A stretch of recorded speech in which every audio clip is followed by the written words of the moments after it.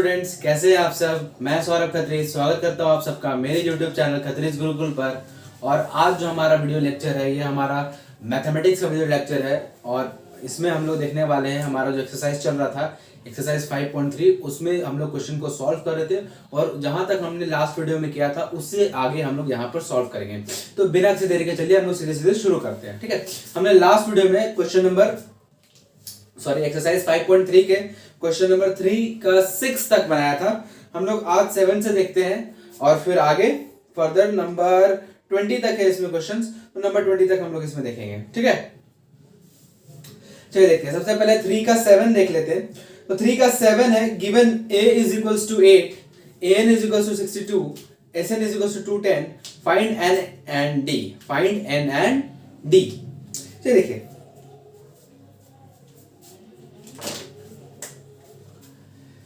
Exercise जो हमारा चल रहा है वो है 5.3 क्वेश्चन नंबर 3 का 7।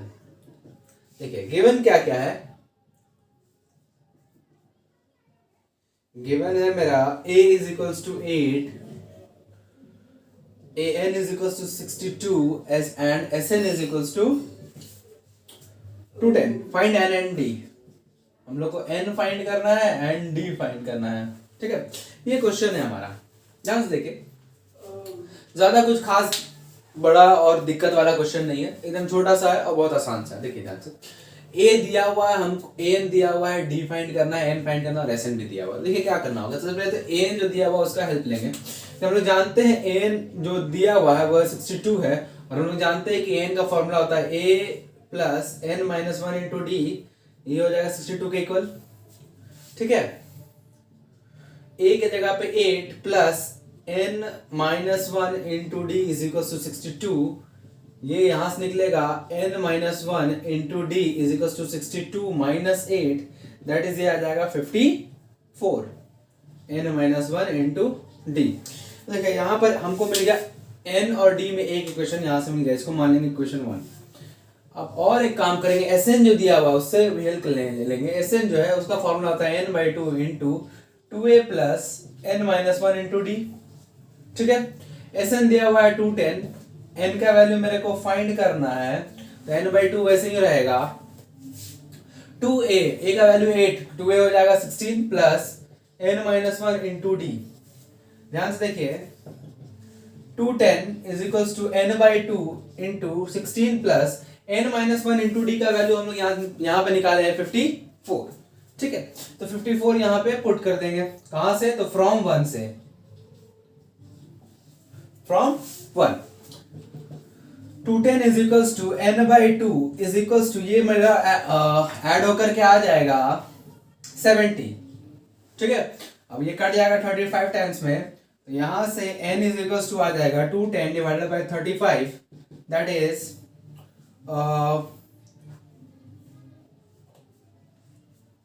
5 से 7 टाइम्स में ये जाएगा, और ये 5 से 42 टाइम्स हो जाएगा। 7 से 1 फैक्टर 7 से 6 टाइम्स हो जाएगा, तो मेरे लिए n का वैल्यू आ गया 6। ठीक है, अब इस n को हम लोग इसमें पुट कर देंगे, मेरे को मिल जाएगा d का वैल्यू। तो सीधे लिखेंगे पुटिंग, इसके बाद आगे इधर ना, पुटिंग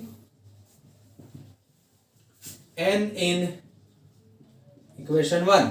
अब इसमें पुट करेंगे तो n का वैल्यू मेरा 6 आया, तो 6 minus 1 into D is equal to 54।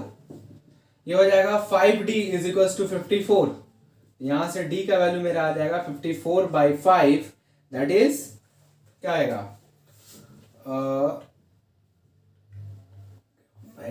10.8।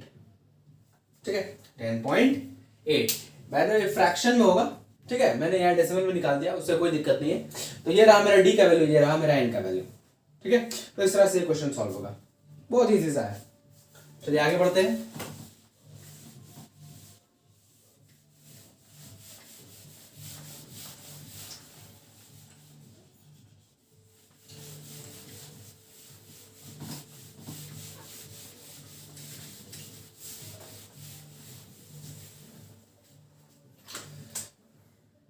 चलिए देखिए नंबर 8, क्वेश्चन क्या बोल रहा है। क्वेश्चन बोलता है कि गिवन an 4 है, डी है 2, एस एन है -14, एन और ए फाइंड करना है। देखिए सारा काम यही वाला करेंगे जो अभी हमने लास्ट क्वेश्चन में किया। वहां हमको एन और डी फाइंड करना था, तो हमको एन और डी में ही क्वेश्चन मिला था, यहाँ एन और ए फाइंड करना है। तो सारा काम एकदम हूबहू वही काम करेंगे, मेरे को एन और ए का वैल्यू मिल जाएगा। ठीक है, तो आप लोग इसको सॉल्व करिएगा। 9 नंबर का है, गिवन है ए, एन और एस दिया हुआ है, फाइंड करना है डी। तो बहुत इजी सा है, एस का वैल्यू दिया हुआ है 192 9 नंबर में। ठीक है, तो एस का वैल्यू, तो एस एस एन का हम लोग फॉर्मूला जानते हैं, n by 2 into 2a plus n minus 1 into D होता है, ये हो जाएगा 192।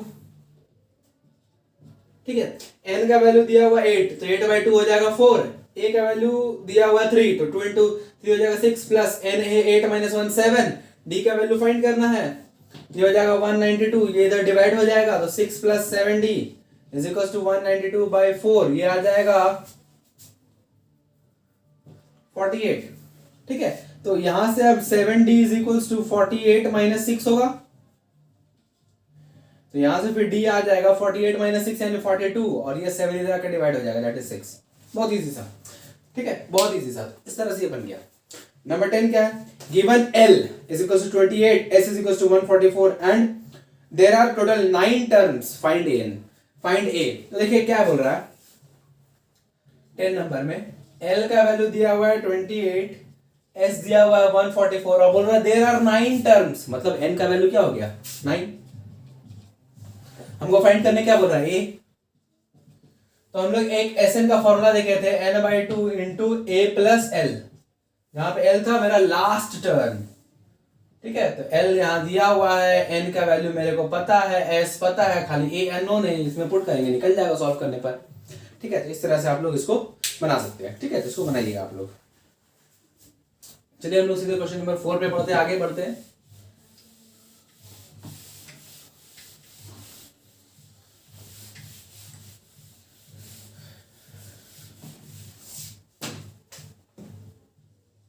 चलिए देखिए क्वेश्चन नंबर 4 क्या बोल रहा है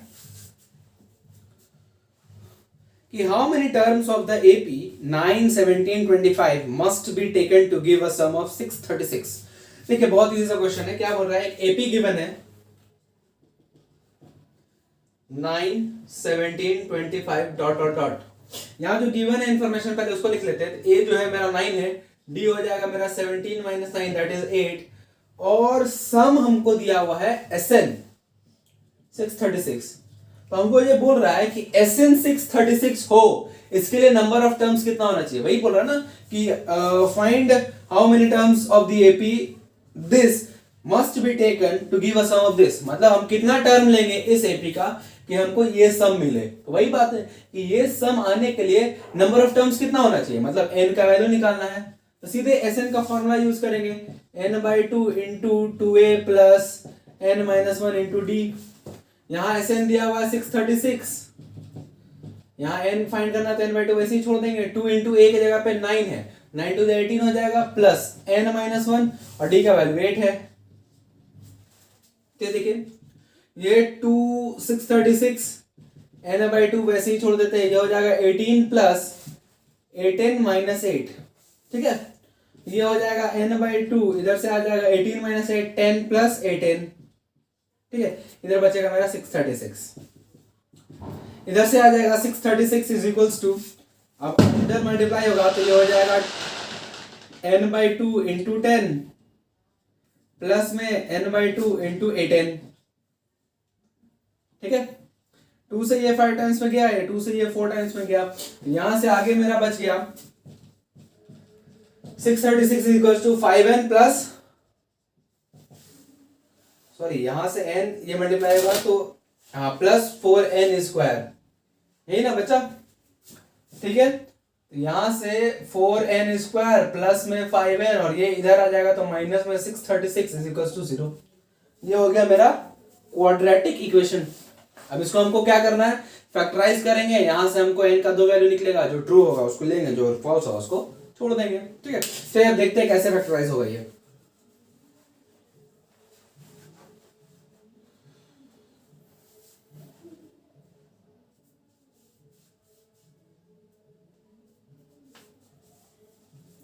चलिए देखिए, हम फर्स्ट एंड लास्ट टर्म को मल्टीप्लाई करेंगे और बीच वाले टर्म को कुछ इस तरह से तोड़ेंगे कि मल्टीप्लाई करने पे फर्स्ट एंड लास्ट का प्रोडक्ट आना चाहिए और ऐड करने पे प्लस में 5n आना चाहिए ना। तो पहले फर्स्ट और लास्ट को मल्टीप्लाई करेंगे तो 636 इंटू 4 क्या आएगा,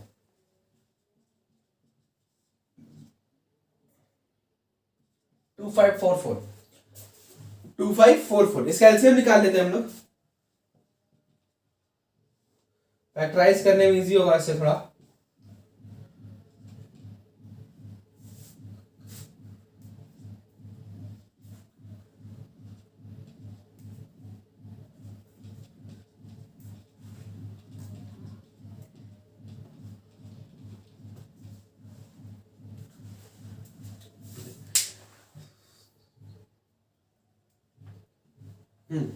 चलिए हो गया 53 और 48, 53 इंटू 48 हो जाता है मेरा 2544, 53 और 48, तो 4n स्क्वायर प्लस में 53n लेंगे माइनस में 48n लेंगे माइनस में 636 है, ये 0 हो गया। देखिए इससे क्या होगा, ये दोनों का प्रोडक्ट 4n स्क्वायर माइनस 636 यानी 2544 के इक्वल आएगा और भी माइनस में, क्योंकि यहाँ माइनस है तो इन दोनों का प्रोडक्ट माइनस में आएगा, तो इन दोनों का प्रोडक्ट भी माइनस में आएगा। और दोनों को ऐड कर रहे हैं, सिंपली बात जो बात है सब्ट्रैक्ट कर रहे हैं, तो प्लस में 5n भी आ जाएगा। ठीक है, तो यहां से क्या होगा, अच्छा क्या करते हैं, इसको बाद में लिखते हैं और 48n को पहले लिखते हैं, माइनस में 48n प्लस में 53n। ऐसा इसीलिए क्योंकि 4 और 53 में कुछ कॉमन नहीं था। ठीक है, सीधे क्या करते हैं, दोनों में से 4n कॉमन लेंगे तो यहां से बचेगा n माइनस 12 और प्लस दोनों में से 53 कॉमन लेंगे तो यहां बचेगा n माइनस, एक मिनट 53, 12 ही बचेगा, हाँ इक्वल टू 0।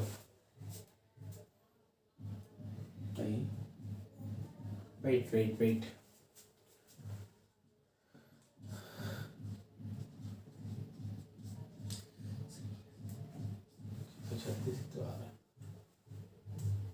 हाँ ठीक है। ठीक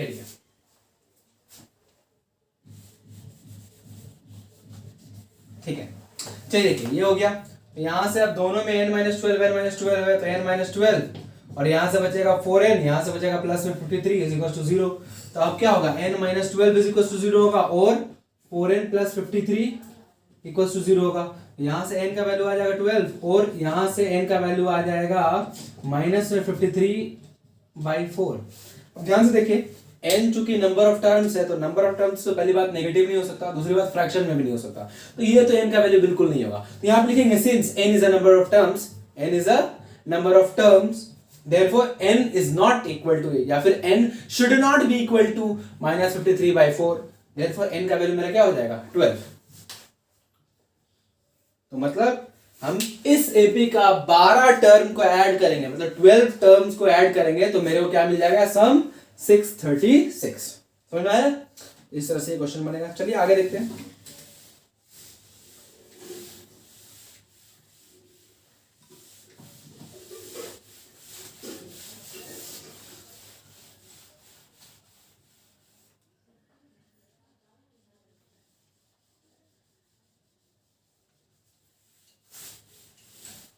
चलिए नंबर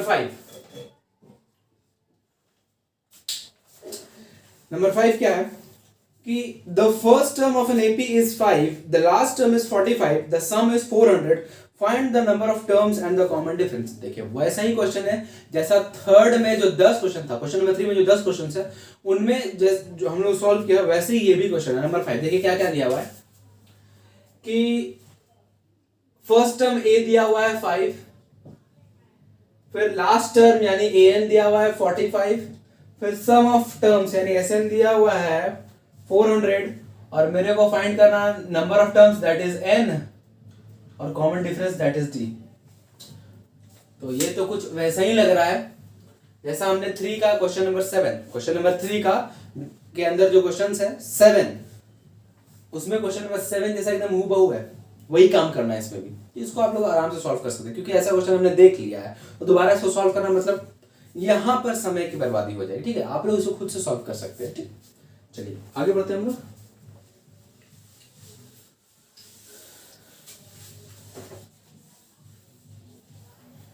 नंबर 6,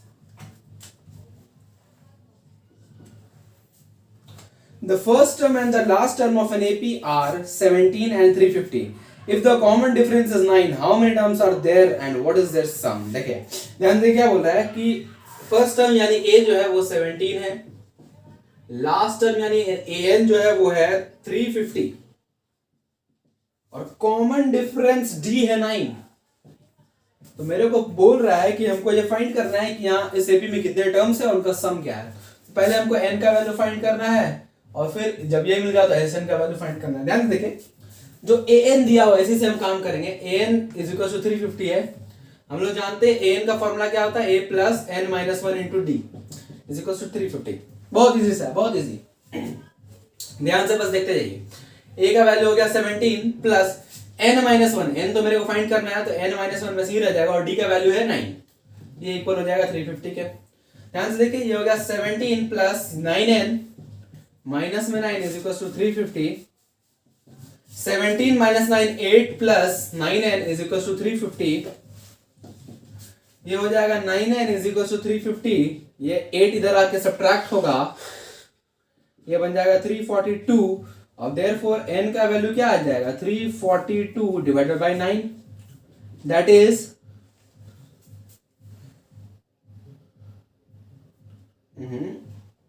हाँ दैट इज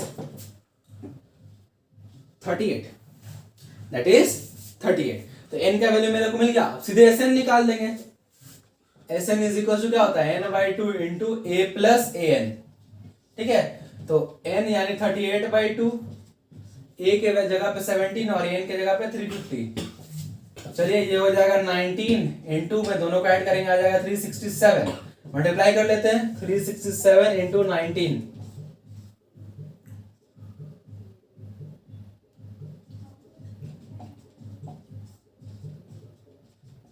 6973 हो गया मेरा आंसर। तो n का वैल्यू आएगा 38 और Sn का वैल्यू आ गया 6973। बहुत इजी सा क्वेश्चन। तो क्वेश्चंस काफी इजी होते हैं मैथमेटिक्स में, फालतू में लोग हार्ड उसको समझ लेते हैं। बस हमको करना क्या है, चीजों को समझना है। अगर मेरे पास कॉन्सेप्ट्स हैं तो क्वेश्चन बनाने में कोई दिक्कत नहीं होगी, मेरे पास कॉन्सेप्ट्स हैं तो क्वेश्चन बनाने में कोई दिक्कत नहीं है, ठीक है।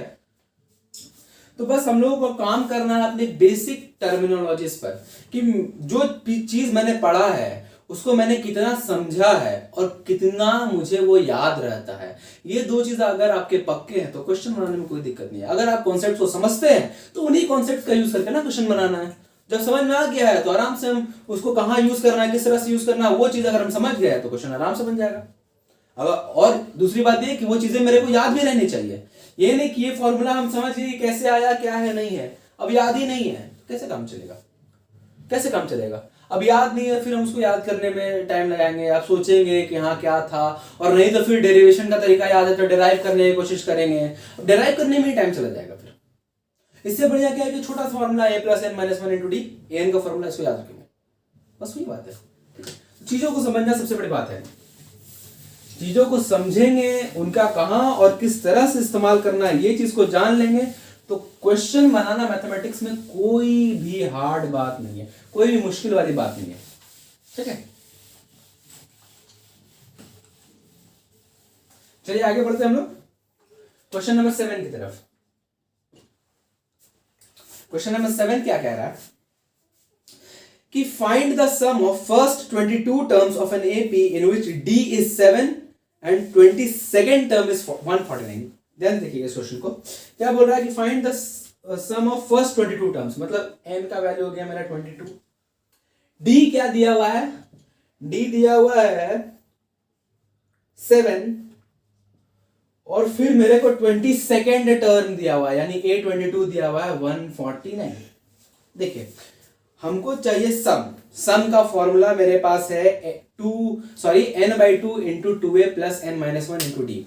तो n तो है मेरे पास 2a इंटू 2a, तो 2a ही नहीं है मेरे पास, पहले हमको a निकालना पड़ेगा, उसके बाद हम लोग सम निकाल सकते हैं, ठीक है। उसके बाद हम लोग सम निकाल सकते हैं, तो सीधे a निकालेंगे किसके हेल्प से, तो जो चीज दिया हुआ उसी के हेल्प से निकालेंगे, इसके हेल्प से निकालेंगे। तो हम लोग ये क्या दिया हुआ है a22 इज इक्वल टू 149, अब A22 है तो इसको हम लोग A+21D तो आराम से लिख सकते हैं, तो ये हो जाएगा 149 के इक्वल। तो ये हो गया A+21 इंटू डी के जगह पे 7 इज इक्वल टू 149। ये हो जाएगा A प्लस मल्टीप्लाई कर लेंगे 147 आ जाएगा इज इक्वल टू 149। तो देयरफॉर A का वैल्यू मेरे लिए आ जाएगा 149 minus 147 is equal to 2। A का वैल्यू मिल गया, आराम से SN का वैल्यू मिल जाएगा। कैसे? तो फॉर्मूला हम लोग जानते हैं SN is equal to n/2 into 2A plus n minus 1 into d. ये जानते हैं हम लोग। n का वैल्यू दिया हुआ है 22/2 इंटू 2, A का वैल्यू मिला हमको 2 तो into 2 plus n minus 1 that is 22 minus 1 और d के जगह पे 7। ये हो जाएगा 11, अंदर होगा 4 प्लस ये होगा 21 इंटू 7 147, 11 इंटू आ जाएगा 151, मल्टीप्लाई कर लेते हैं।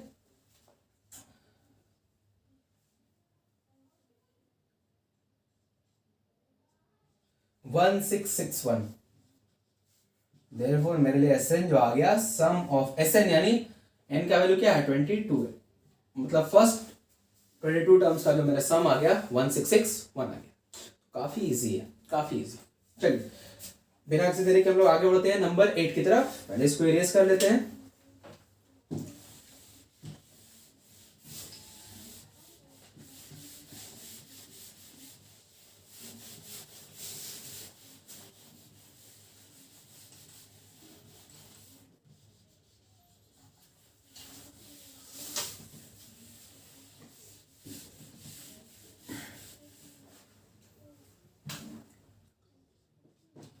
ध्यान से देखिएगा।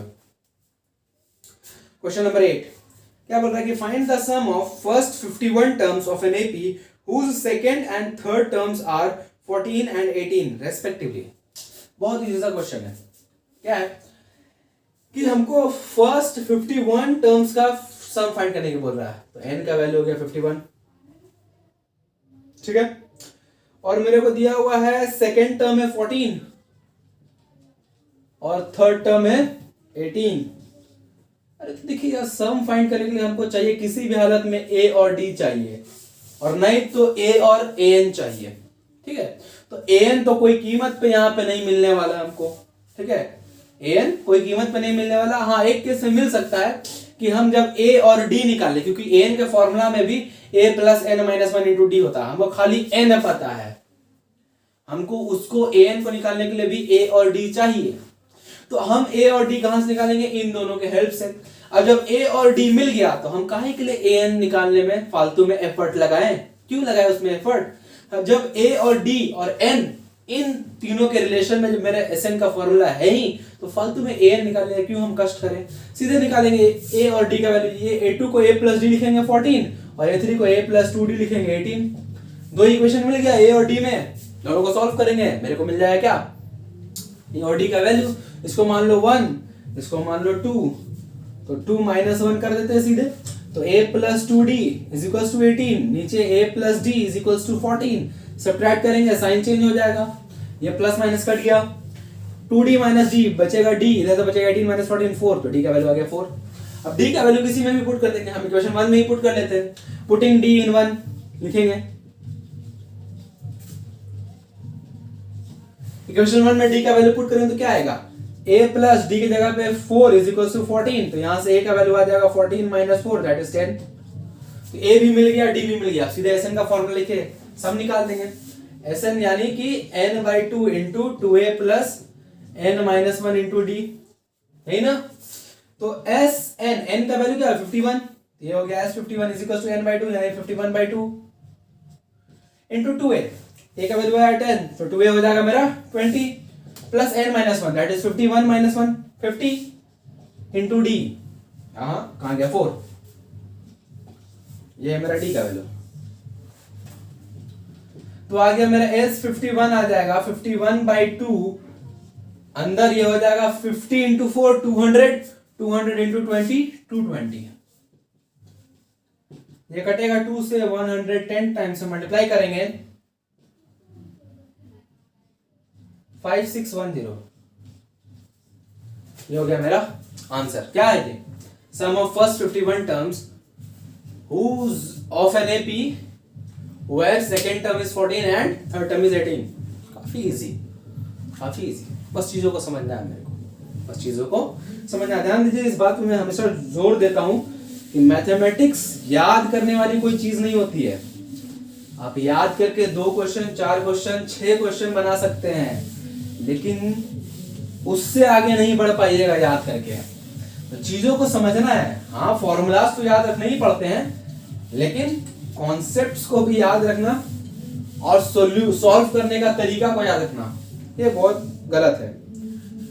आपको सिर्फ कॉन्सेप्ट याद रखने हैं कि यहाँ क्या पढ़ा है मैंने, कॉन्सेप्ट समझ लेना है, कैसे इस्तेमाल करना है वो जान लेना है, क्वेश्चन आराम से बन जाएगा। ठीक है, तो क्वेश्चन को याद नहीं करना है कि हाँ ऐसे ऐसे सॉल्व किए, इस स्टेप पर ये, इस स्टेप पर ये, इस स्टेप पर ये, और ऐसे करके फिर मेरा आंसर निकलेगा। नहीं, ये काम बिल्कुल नहीं करना। हमको कॉन्सेप्ट को समझ लेना है और फिर अपने से क्वेश्चन सॉल्व कर लेना है, हो जाएगा। चलिए सीधे आगे बढ़ते हैं क्वेश्चन नंबर 9 की तरफ। क्या बोल रहा है कि if the sum of first 7 terms of an AP is 49, मतलब S7 दिया हुआ है 49, और आगे बोलता है कि and that of 17 terms is 289, मतलब सम ऑफ फर्स्ट 17 टर्म्स दिया हुआ है 289। तो मेरे को फाइंड करने क्या बोल रहा है, find the sum of first n terms, find the sum of first n terms. देखिए, sum of first n terms का फॉर्मूला हम लोग जानते हैं, n/2 into 2a plus n-1 into d। ठीक है, लेकिन ये आंसर नहीं है, ये आंसर नहीं है। अगर यही आंसर होता तो इतना लिखने की जरूरत भी नहीं था, क्वेश्चन ही नहीं बनता। फिर हमको क्या करना है, ये जिस भी एपी के लिए ये चीज है, ये कंडीशन, कोई एक ऐसा एपी जिसके फर्स्ट 7 टर्म्स का सम 49 है और फर्स्ट 17 टर्म्स का सम 289 है, तो उस एपी के लिए फर्स्ट n टर्म्स का हमको सम निकालना है। दैट इज हमको n का वैल्यू केवल पता नहीं है, बाकी हमको a और d का वैल्यू वहां से निकालना होगा जो हेल्प दिया हुआ है। तो हेल्प मेरे को क्या दिया हुआ है, ध्यान देखिएगा, S7 यानी Sn का फॉर्मूला जो हमने लिखा है n/2 into 2a plus n-1 into d। तो S7 के लिए हम लोग क्या लिख सकते हैं, n/2 यानी 7/2 into 2a, a तो पता ही नहीं, उसको निकालना है, plus n-1 that is 7-1 6 into d is equal to, ये हो गया 49। तो ये यहां से हो जाएगा, जब ये अंदर जाएगा तो 7/2 into 2a plus 7/2 into 6d is equal to 49। 2 cut गया, यहां से 2 ये 6 3 टाइम्स में कट गया, तो आ गया मेरा 7a plus 21d is equal to 49। अब इन दोनों में से 7 कॉमन लेंगे, a plus 3d is equal to 49। ये 7 1 जा 7, 7 7 जा 49, तो ये आ गया a plus 3d is equal to 7, equation number 1। ठीक, ऐसे ही काम करेंगे इसके लिए। हमको एक और इक्वेशन मिल जाएगा a और d में, और फिर a और d मिल गया तो उसको इसमें पुट कर देंगे, मेरे को ऐसा मिल जाएगा। इसको इरेज करते हैं,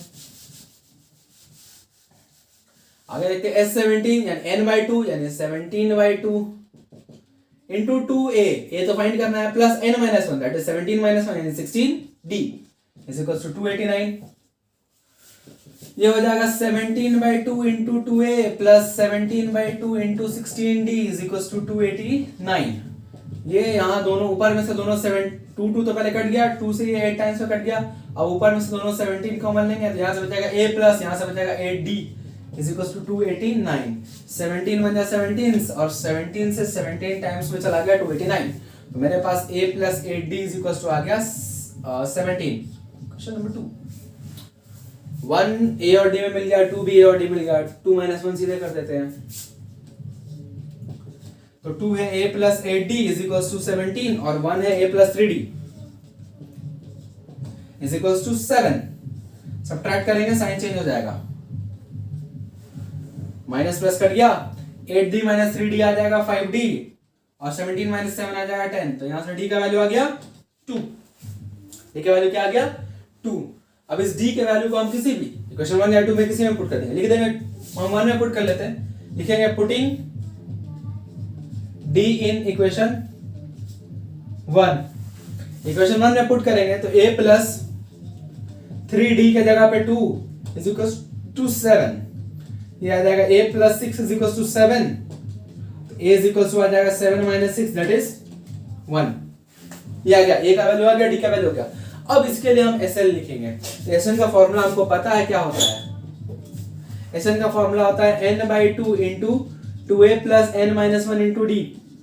तो n का वैल्यू तो हमको पता नहीं है क्योंकि फर्स्ट n टर्म्स का निकालना है, तो n वैसे ही छोड़ देंगे n/2 इंटू 2a, तो a का वैल्यू आया 1, तो 2 इंटू 1 2 ही रहेगा, plus n minus 1 into D, D की जगह पे आया 2, ये ऐसे ही रहेगा।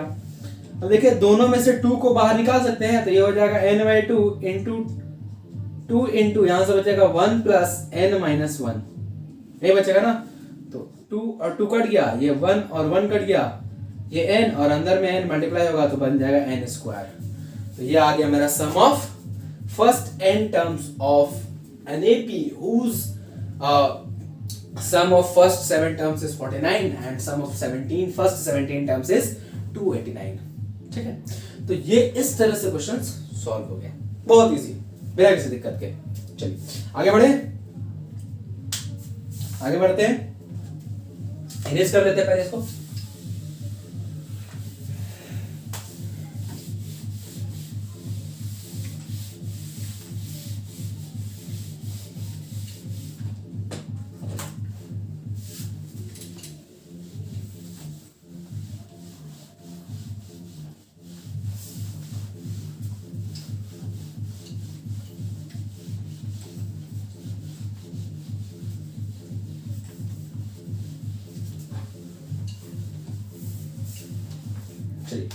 नंबर 10, ठीक है। Number 10, show that a1 a2 dot dot dot an form an AP where an is defined as below। हमको ये शो करना है कि जो a1, a2, a3, dot dot dot an एक AP बनाता है, कब? जब इनका nth term that is an का जो वैल्यू है वो होगा 3 + 4n। देखिए ऐसे क्वेश्चंस को कैसे बनाते हैं जहां पर एक कॉमन nth टर्म ले दिया और हमको प्रूव करना है कि क्या ये nth टर्म किसी AP के लिए हो सकता है। तो सिंपल में क्या करना है, n का वैल्यू 1 2 3 4 5 6 रख करके पहला 2 3 या 4 टर्म निकाल लेना है और देखना है कि अगर उनका डिफरेंस सेम आ रहा है, 2 कंसेक्यूटिव टर्म्स का जो डिफरेंस है वो सेम आ रहा है तो AP में होगा, नहीं आ रहा तो AP में नहीं होगा। सीधे लिखेंगे, पुटिंग पहले n is equals to 1, तो यहां आ जाएगा a1 is equals to 3 plus 4 into 1 that is 7, तो पहला टर्म आ गया 7। अब putting n is equals to 2 लिखेंगे तो ये आ जाएगा a2 is equals to 3 plus 4 into 2 sorry ये आ जाएगा 4 to the 8 plus 3 11। अब जब a3 लिखेंगे तो ये देखिए क्या आएगा, sorry n is equals to 3 होगा तो a3 बन जाएगा, ये हो जाएगा 3 plus 4 into 3 that is 4 3 12 plus 3 15, sorry 16 नहीं 15। अब ध्यान से देखिए a1 है 7, a2 है 11 और a3 है 15, तो हम यहां से पहले क्या करेंगे, पहले लिखेंगे a2 minus a1 that is होगा 11 minus 7 दैट इज 4। अब निकाल लेंगे a3 minus a2 that is हो जाएगा 15 minus 11 दैट इज 4। ठीक है, दोनों में क्या आ रहा है, डिफरेंस सेम आ रहा है तो इसी को सीधे लिखेंगे, since a2 minus a1 is equals to a3 minus a2 therefore an is equals to 3 plus 4n forms an AP, forms an AP क्योंकि डिफरेंस सेम है, काम हो गया। इसका सेकंड नंबर भी ऐसे ही बनेगा, आप लोग बनाइएगा। चलिए आगे बढ़ते हैं नंबर 11 की तरफ।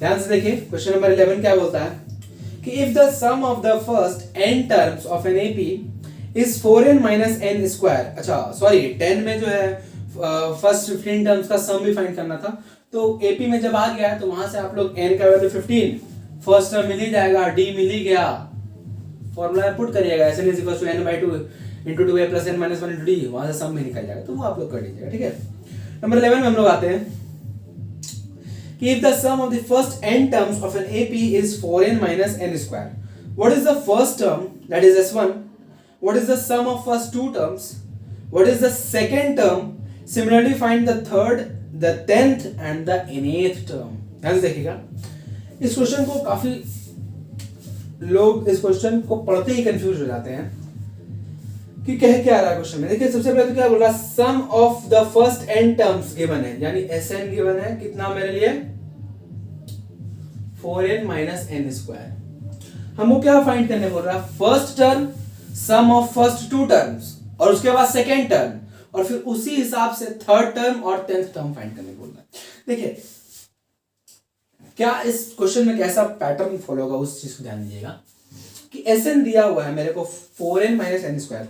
अगर हमको फर्स्ट टर्म निकालना है, अगर हम यहाँ पे n का वैल्यू 1 रखे, if we put putting n is equal to 1, तब क्या होगा S1, ये क्या होगा 4 इंटू 1 माइनस 1 के स्क्वायर, 4 माइनस 1 दैट इज 3। ध्यान दीजिए यहाँ पर कि क्या अगर सिंगल टर्म है तो उसका कुछ सम हो सकता है? नहीं, बिल्कुल नहीं होगा। सिंगल टर्म है तो उसका सम कुछ नहीं हो पाएगा। क्यों? क्योंकि अगर हम ये लिखे 4, तो अब बताइए सम ऑफ 4 क्या होगा? कुछ नहीं, ये अकेला है। तो वही बात है, जब यहाँ पे n का वैल्यू 1 हो गया मतलब सम ऑफ फर्स्ट टर्म। अब फर्स्ट टर्म का सम कहां से आ जाएगा? वो तो अकेले है भाई, सम करने के लिए भी कम से कम 2 टर्म तो चाहिए ना। तो यहाँ तो अकेले है, तो यही मेरा हो जाएगा S1 ही मेरा हो जाएगा फर्स्ट टर्म, S1 ही मेरा हो जाएगा फर्स्ट टर्म। तो हम मेरे को मिल गया फर्स्ट टर्म। अब हमको ढूंढना है सम ऑफ टू टर्म्स, तो n की जगह पे 2 पुट कर देंगे, मेरे को S2 निकल जाएगा 4 इंटू 2 माइनस 2 का square that is 8 minus 4 that is 4। ये क्या है? S2 sum of first two terms, sum of first two terms. और हमको अब सेकेंड टर्म निकालना है, देयरफॉर सेकेंड टर्म क्या निकल जाएगा? सेकेंड टर्म देखिए, अगर हम 2 टर्म्स के सम में पहले टर्म को हटा देंगे तो मेरे पास खाली सेकेंड टर्म नहीं बचेगा। जैसे कि अगर 3 प्लस 4 लिए, वो आ गया मेरा 7। अगर हम 7 में 3 को सब्ट्रैक्ट करें तो क्या बचेगा? 4। यानी 7 में, यानी सम में अगर हम फर्स्ट टर्म को हटा दिए तो मेरे पास क्या बचेगा?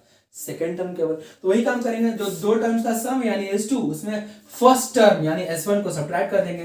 तो S2 है मेरा 4 और फर्स्ट टर्म है मेरा 3, तो मेरा आ गया सेकेंड टर्म 1। तो इसी तरह जब हमको थर्ड टर्म निकालना रहेगा तो हम पहले S3 निकालेंगे और उसमें S2 को सब्ट्रैक्ट कर देंगे, और जब हमको 10th टर्म निकालना होगा तो पहले S10 निकालेंगे और उसमें S9 को सब्ट्रैक्ट कर देंगे, तो मेरे को थर्ड और 10th टर्म भी इसी से मिल जाएगा। ठीक है, उसको आप लोग सॉल्व कर लीजिएगा। चलिए हम लोग आगे बढ़ते हैं क्वेश्चन 12 की तरफ।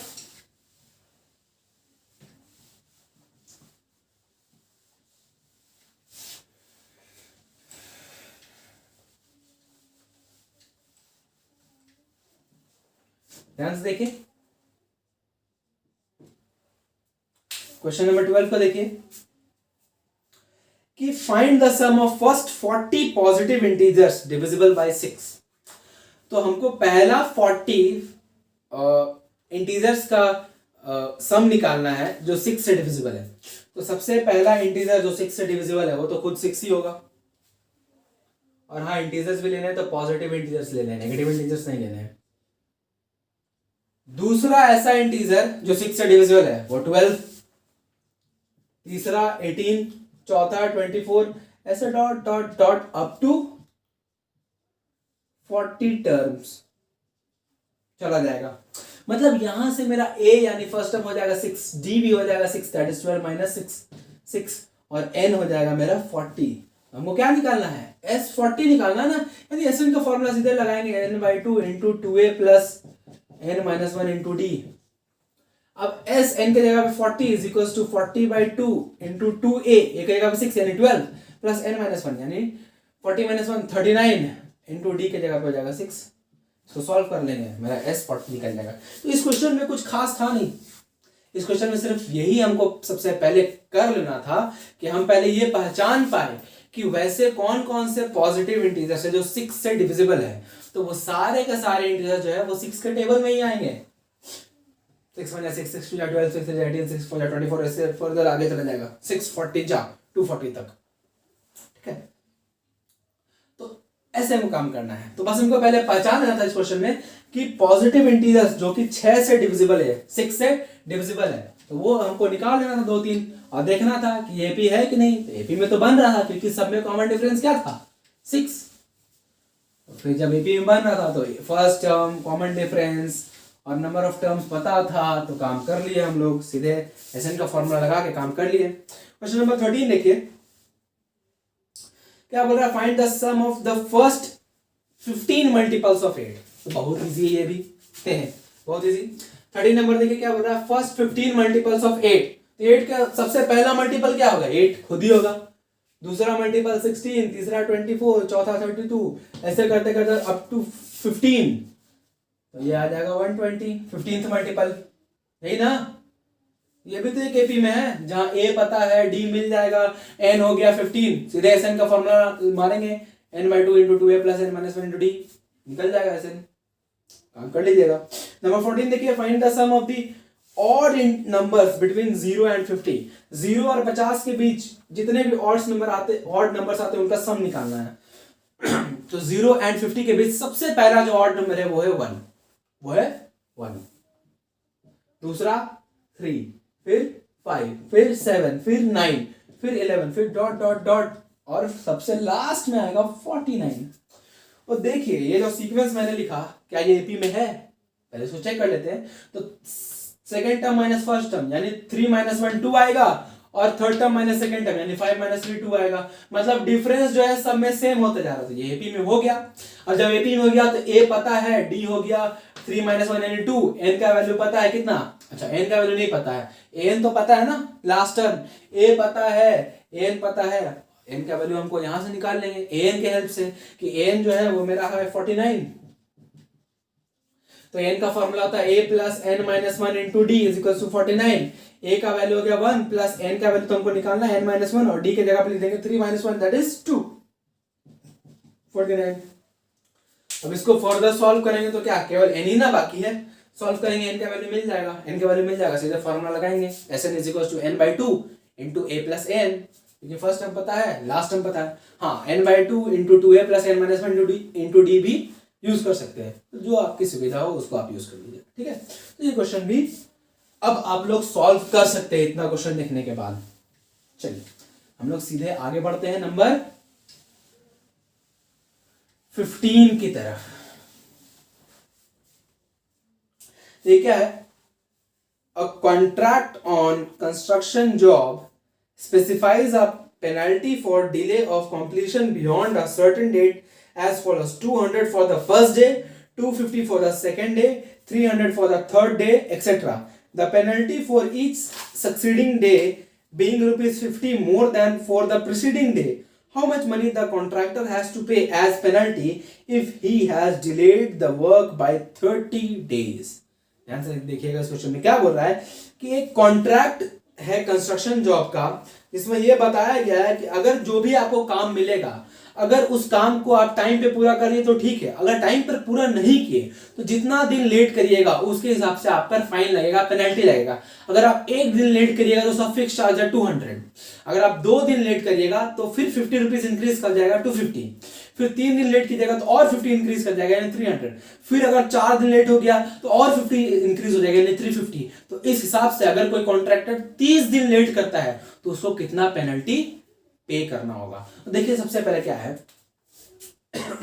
देखिए यहां पर आप फाइंड करिएगा कि जो हम सीक्वेंस लिखेंगे ना वो एपी में आएगा। कैसे कि अगर वो एक दिन लेट हुआ तो फिक्स चार्ज है 200, 2 दिन लेट हुआ तो 50 ऐड हो जाएगा 250, 3 दिन लेट हुआ तो और 50 ऐड होगा 300, 4 दिन लेट हुआ तो और 50 ऐड होगा 350, ऐसे करते करते करते अप टू